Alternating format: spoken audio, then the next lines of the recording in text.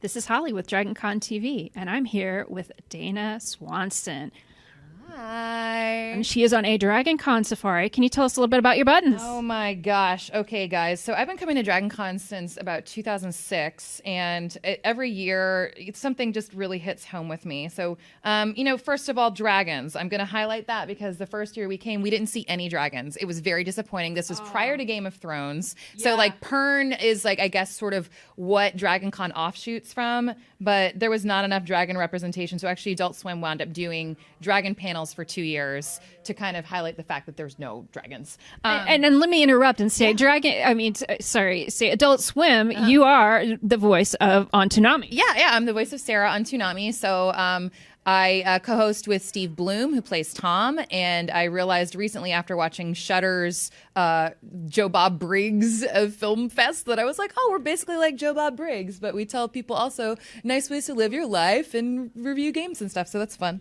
I play an AI, cool AI lady with great wings. But these are, I'm like, oh, I want to do more safari stuff. Oh, Marriott Carpet. I feel like everybody knows this one. If you have been to Dragon Con, that one's easy. I just lost one. I don't know which one I lost. That's going to be great. I think it was a John Carpenter one that says consume. Because it did say consume, because I did see that on there. I mean, that's like part of being here, right? Is you just keep buying crap and alcohol, and that's Dragon Con. They give it to you in party buckets. How can you not? Party bucket. Yeah, I've actually never done that. It seems like I would. Would you get sick if you did that? I would, but I'm a lightweight. I am too. So we can hang. We can hang. Drink a lot of water. It's fine.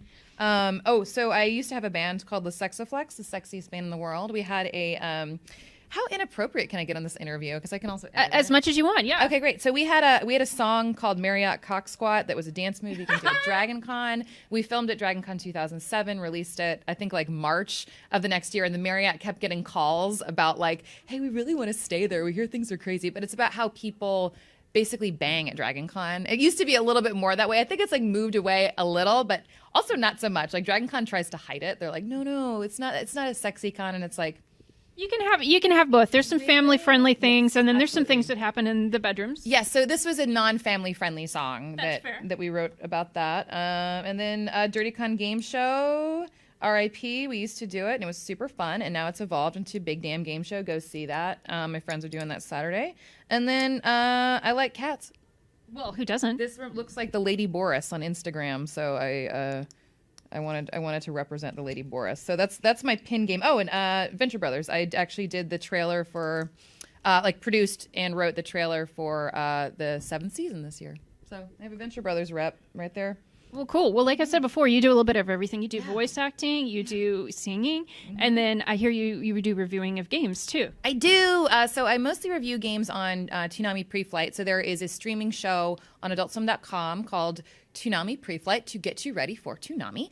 And I'm sort of a segment correspondent for that, where I kind of come up with things I want to do. And one thing I really like doing is playing mobile games, but I also travel a lot, and those two things seem to come together. Like I don't travel. Why did I just do that? That seems like I'm just doing tangrams with my hands. Those two things like really seem to mesh well together. So I started to do a segment called Mobile on the Move, which is where I'd play mobile games and then talk about where I am. And now it's just more like just play mobile games. And sometimes it does correspond with like, wow, I had this really long flight to London, and this is what got me through on the Switch, or I've been testing out this system, or I've been testing out these games. And there was actually one of the games that I played compulsively on a very painful road trip from Atlanta to Philadelphia. I turned into a bigger game review for the air because it was just like, oh, I have so much footage of this. How can I not? So Animal Crossing Pocket Camp. Oh, Animal Crossing. I love them. How can you not love something so cute? It's so cute, but it's addictive.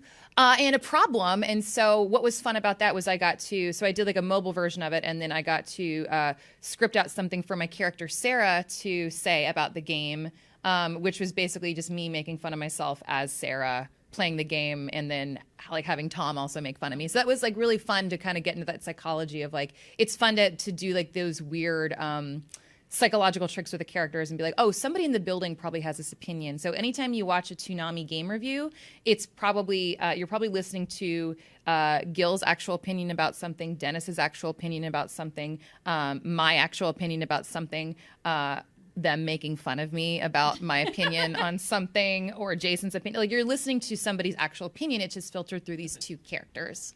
So it's kind of cool.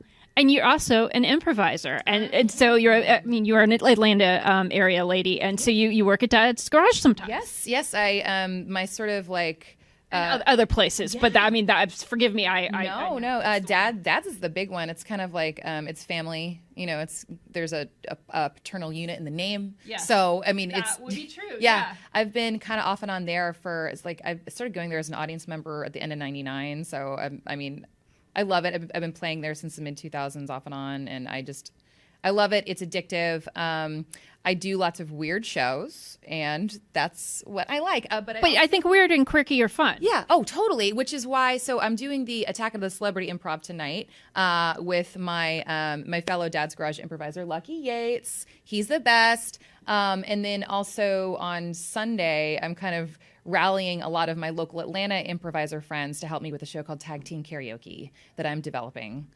So tell me about this. Do you know what songs you're going to do, or is somebody going to pick them later? I'm trying to do this. So I'm trying to make it to where people have their comfort. I'm in the pocket. This is my A song. Like, this is the song that I know I'm good at. So that's what I want. I want people to be like, this is a song I know I'm good at. And I'll be like, all right, great. I know you're great. I know you're a great improviser. I know you're a great performer. I'll put you in. But they are going to be paired with another person, either somebody they want to play with or somebody they don't know. It's not duets, but while one person is singing, the other person is doing an activity of my choosing.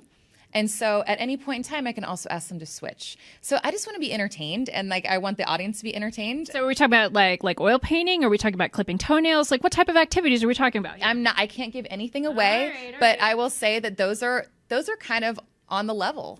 Okay. All right. So it's not like go get me a Coca-Cola. It could be. All right. Well, it could be. I'm actually getting some great ideas. So if I can get this footage for later so I can remember what I said, that'd be great. Yeah, go get me a Coke is great. Whoa. Okay. Yeah. I'm really excited. Well, so now what are some of the other things you're doing this weekend? Because it looked like you had a pretty full schedule. I do. Well, a lot of that, I think, like, as a joke, I'd say stuff like, well, I'm panicking about Tag Team Karaoke. But now that it's like a lot of my panic is like, but you get to disperse that, and you get to like see how people respond under pressure. So that could be kind of fun. And I think what's fun too is that this is my hometown con. I live in Atlanta.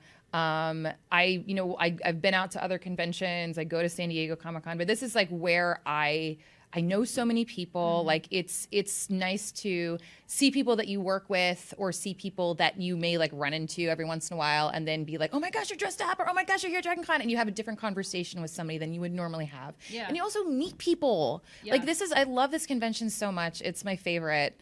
Like I've been to tons. This is the one. I love it. Well, I'm glad you love it. I love seeing voice actors here. I mean, there are some wonderful folks who come for the panels, and sometimes I swear I've never laughed so much in my life as some of the panels when like people start talking about stories like, gargle on blood, gargle on more blood, and they just start feeding on each other. Like, so I mean, you guys, the way you improv and can do voices are amazing. Yeah, and I mean, there's definitely some stuff that I've been asked to do that I would never think I would be asked to do, but you're just like, I know how to do this. Sure, this means nothing to me, and it like embarrasses the people that are watching me, and I'm like, I don't care, I'll do this, whatever. You need me to choke myself? Okay, great. Like, it's just fine. So it's just, I think it's all part of the game, but you get kind of like, you just get involved in it, and you're like, no, I can do that. Sure, yes. So as a girl, were you like a class clown and stuff like that? Or how does it work as a girl? Because I've always heard it from a boy's perspective. Oh, wow. Yeah, I definitely was a humorous child. Okay. Like sarcasm, or like just flat out like I have a rubber face, and I just love like, like looking at me right now, like I make weird faces. And I think that like I liked making jokes. And I liked just sort of like getting lost into a character or trying to figure out how to make people laugh.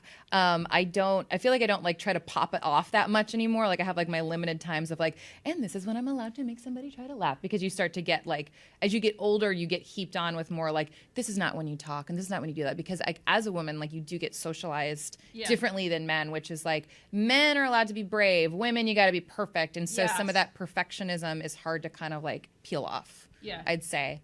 But you still like, but I want to do a good job. Like you still have that as far as like being a voice actor, you still have that approach to it. But there's definitely the like, oh, I want to like mess around and I want to make people laugh. Like I think that gets harder with age, just because you have a lot of like societal pressures that have been heaped on. And again, you have to kind of just go like, you know what, I don't want it right now. I don't want this.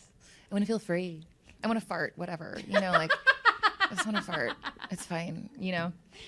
Well, so can you tell me a little bit about Dark Ages? Sure.